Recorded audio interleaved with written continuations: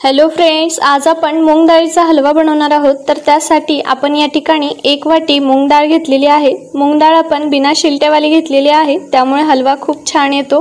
आता आपल्याला ही मूग डाळ छान 4 तास पाण्यामध्ये भिजवून घ्यायची आहे।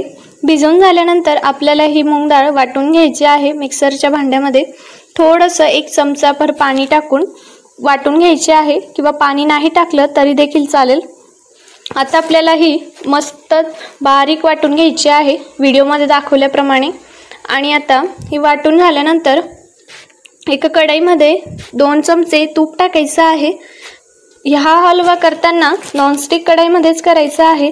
जर तुम्ही ॲल्युमिनियम किंवा स्टीलच्या कढईमध्ये करणार तर हा हलवा खूप चिटकतो, त्यामुळे नॉनस्टिक कढईमध्येच करावा।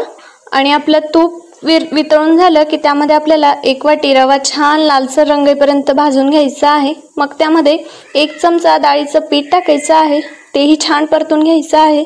मग त्यामध्ये आपण वाटलेली सर्व डाळ टाकायची आहे आणि हिलाही छान मोकळं होईपर्यंत परतून घ्यायचं आहे। हा हलवा खूप चिटकतो, त्यामुळे घाबरून जायचं नाही।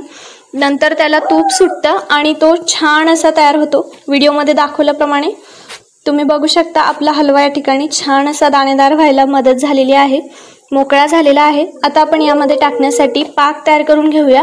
तर एका पातेल्यामध्ये 1 वाटी साखर टाकायची आहे, त्यात 1 वाटी पाणी टाकायचं आहे।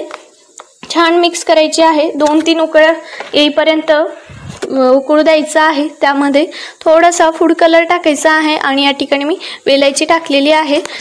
छान मिक्स करायचं आहे आणि जे आपण हलवा भाजून घेतलेला आहे, डाळ भाजून घेतलेली आहे, त्यामध्ये टाकायचं आहे। आणि यामध्ये ड्रायफ्रुट्स टाकायचे आहेत। मी या ठिकाणी बदामाचे काप टाकलेले आहेत। तर तुम्ही बघू शकता आपला मस्त दाणेदार हलवा बनवून रेडी आहे। तर तुम्ही सुद्धा नक्की ट्राय करा। व्हिडिओ आवडल्यास लाईक, कमेंट आणि चॅनलला सबस्क्राईब करा। भेटूया नव्या रेसिपी सोबत।